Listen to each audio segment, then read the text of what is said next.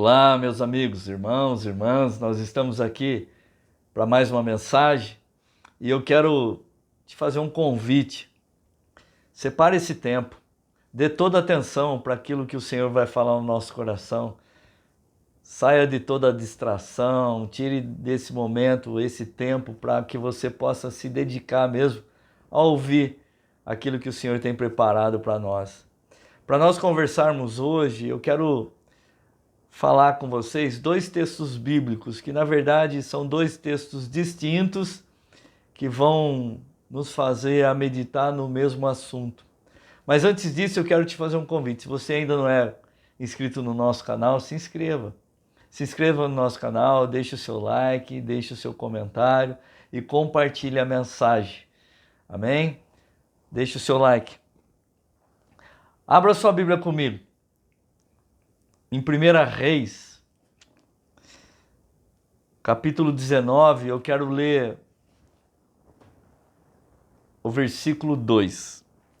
A palavra de Deus diz assim: Por isso, Jezabel mandou um mensageiro a Elias para dizer-lhe: Que os deuses me castiguem com todo o rigor, se amanhã, nesta hora, eu não fizer com a sua vida o que vocês fez com a vida dos profetas. Então aqui nós estamos vendo Jezabel mandar um recado para Elias. Aqui ela está mandando um simples recado para Elias: em 24 horas você vai morrer. Esse foi o recado que ela mandou. E eu quero ler com vocês também, no mesmo capítulo de 1 Reis 19, a partir do verso 19.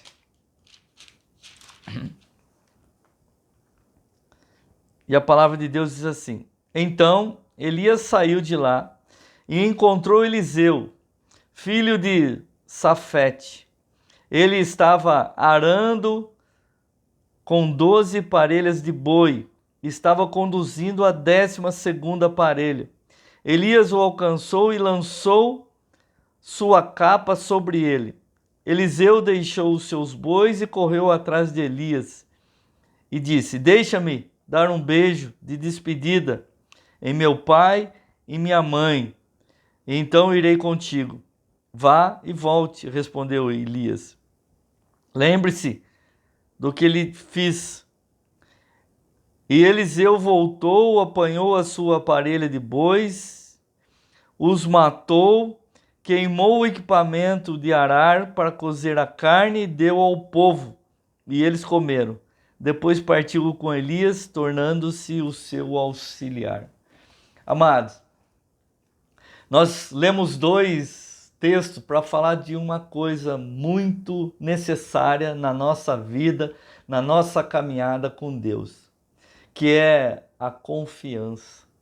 O primeiro texto que nós lemos, nós estamos falando de Elias, que recebeu uma mensagem de Jezabel, que era a esposa do rei Acabe. Amados, aqui Elias tinha acabado de viver uma grande experiência com o Senhor, que o Senhor queimou o altar, a oferta que ele tinha colocado, do desafio que ele tinha feito com os profetas de Baal, e Deus respondeu aquele desafio com fogo. E depois disso, ele, ao fio da espada, matou todos os profetas de Baal. Ele tinha acabado de viver uma experiência grandiosa, gloriosa com o Senhor, ao ponto do povo aclamar: só o Senhor é Deus, só o Senhor é Deus. E depois disso, Jezabel ficou sabendo de tudo isso que tinha acontecido e mandou um recado para ele: amanhã, nesse mesmo horário, eu vou fazer com você o que você fez com os profetas. Amados, ele ficou com medo e fugiu. Ele não confiou o suficiente ao ponto de achar que aquela ameaça era maior do que o Deus que tinha acabado de dar a vitória para ele no campo de batalha. Amados, o Deus que deu para ele a vitória no campo de batalha, ao ponto de matar todos os profetas de Baal, também daria a ele a vitória sobre essa mulher. Mas essa mulher fez uma ameaça e ele não confiou. Ele ficou com medo e fugiu. A Bíblia diz que ele fugiu. Fugiu ao ponto dele pedir para o Senhor até para morrer.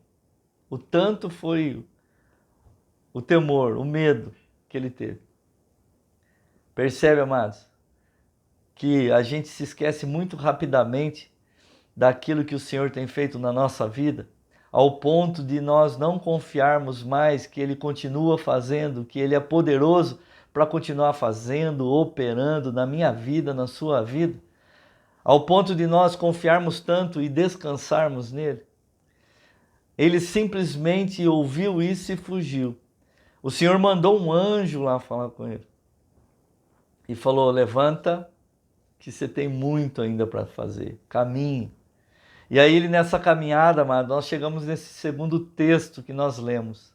E nesse segundo texto, Elias encontra Eliseu e o encontra trabalhando. Aqui já merece uma consideração.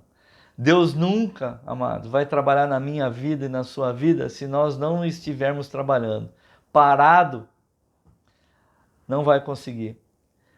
Mas eu estou sem trabalho, eu estou sem emprego. Não é desse tipo de trabalho só que Deus está falando.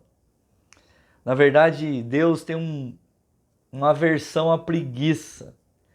E aqui, amados, trabalhar em todos os sentidos, é trabalhar na obra, trabalhar em oração. Muitas vezes nós cruzamos o braço e não oramos, não meditamos na palavra. Nós estamos esperando as coisas acontecerem para que nós começamos a fazer. Não, Deus está querendo que nós começamos a fazer para que as coisas aconteçam. Então, parado, a bênção do Senhor dificilmente vai nos encontrar. Ela tem que nos encontrar caminhando, trabalhando. Por isso que lá em Deuteronômio 28, a palavra de Deus diz que as bênçãos do Senhor te perseguirão e te alcançarão. Ninguém persegue alguém parado. A perseguição, ele dá uma conotação de que alguém está indo atrás de outra pessoa. E é isso que a bênção faz conosco. Ela nos persegue, ou seja, enquanto nós caminhamos, ela nos persegue. E a Bíblia diz que ela nos alcança. O que eu estou querendo dizer para vocês, amado, que o Deus que fez, ele continua fazendo. O mesmo Deus que operou, que já te abençoou, ele continua fazendo. Então você não pode ficar olhando para a circunstância e perder a sua confiança naquele que é poderoso em fazer infinitamente mais do que aquilo que nós pensamos, imaginamos ou sonhamos. Nós temos que entender que o nosso Deus, ele continua fazendo e vai continuar fazendo. Então eu não posso, amados, mediante a circunstância, perder a confiança que eu tenho que ter no Senhor. É importante você guardar no seu coração. O mesmo Deus que fez, continua fazendo. Então não deixe de continuar confiando na fidelidade de Deus, porque Ele é fiel. A palavra dele diz que Ele é fiel, e se Ele prometeu, Ele vai fazer. Não deixe que as circunstâncias, situações ofusquem a tua visão de quem Deus é e de quem você é nele. Agora aqui nós chegamos nesse outro texto, amado, onde Elias encontra Eliseu e o encontra trabalhando.